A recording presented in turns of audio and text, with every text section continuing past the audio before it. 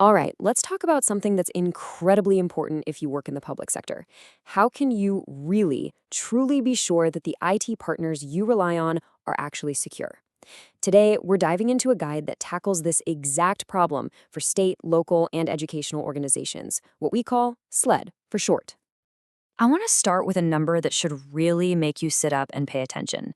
62%. In 2022, 62% of all cybersecurity incidents that targeted schools were ransomware attacks. That is a massive, staggering number, and it shows this is a trend that's not only growing, but getting a lot more dangerous. So, what's going on here? Why are organizations like schools, city governments, and public services getting hit so hard? Well, the tough reality is that a lot of attackers see SLED organizations as, frankly, soft targets. You're juggling all these unique challenges, tight budgets, of course, but also this fundamental need for public access. And that combination can create security gaps that attackers are just chomping at the bit to exploit. So let's dig into that first. We're talking about SLED's unique cyber threats. And I want to be clear, this goes way beyond just not having enough money to throw at the problem. There's a whole mix of pressures that make this situation really tricky. Just think about it for a second. On one hand, you've got these cyber threats that are just constantly escalating. On the other, you've got this whole web of complex regulations, things like FERPA for student data or CJIS for criminal justice information. And all the while, you've got to balance this need for open public access with protecting incredibly sensitive data. And if something goes wrong, the cost isn't just about dollars and cents. It's about losing public trust, which, for any community, can be absolutely devastating. This brings us to a really critical shift in thinking.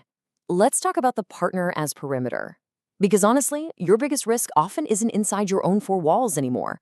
Your security perimeter, that imaginary wall you build around your data, now stretches out to include all of your IT vendors.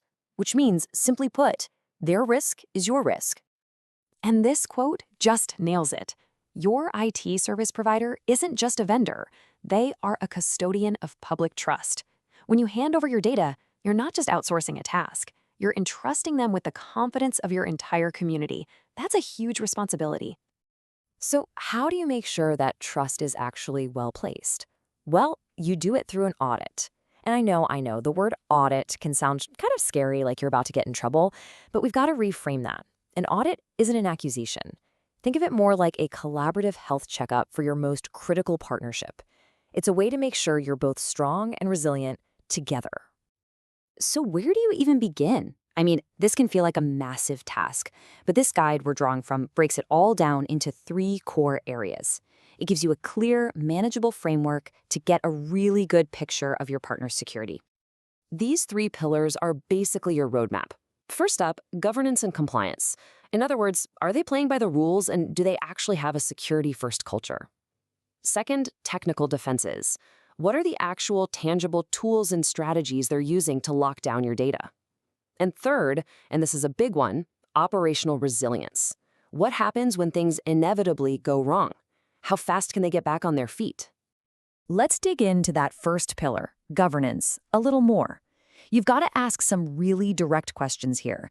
Things like, how are they proving compliance with regulations like FERPA or HIPAA? Is it just a checkbox for them, or is it baked into what they do?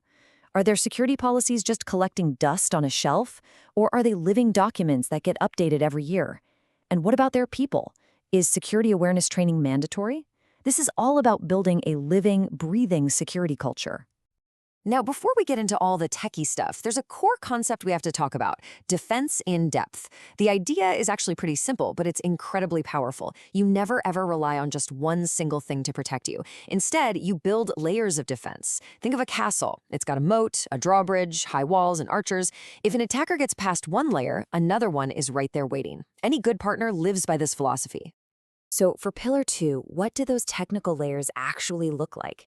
Well, here are a few things that are just totally non-negotiable.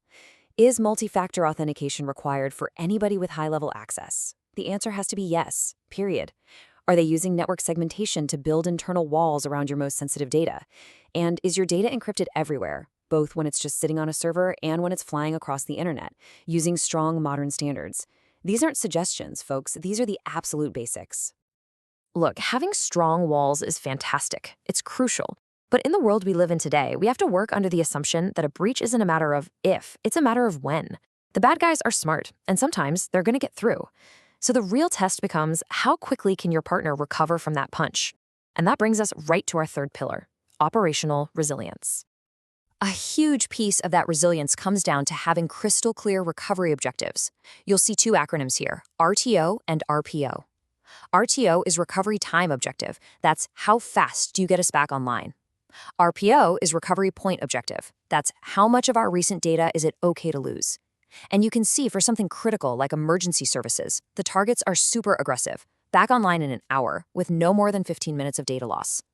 This stuff can't be guesswork, it has to be a contractual promise. So, after all that, what's the real payoff? What's the outcome of going through this whole collaborative process? Well, it's about so much more than just a security report. It's about building a foundation of resilient public trust. I mean, just look at the transformation here. Before you do an audit like this, you're kind of flying blind, living with all this risk and uncertainty. But afterwards, you have confidence, you have clarity. You've plugged those potential compliance gaps with protection you can actually verify. And you shift from just being reactive, waiting for something bad to happen, to being proactively resilient and ready for anything. And that's really the bottom line. A rigorous audit isn't about finding faults or playing a gotcha game with your vendor. It's about building a real, true partnership. One that's founded on this shared mission, this shared responsibility of protecting your entire community. It makes you both stronger. So I'll just leave you with this one final thought. In the long, complex security chain that protects your organization, we all know you're only as strong as your weakest link. So you have to ask yourself, is your most critical IT partner your strongest link or is it your weakest? The answer to that question could very well define your future.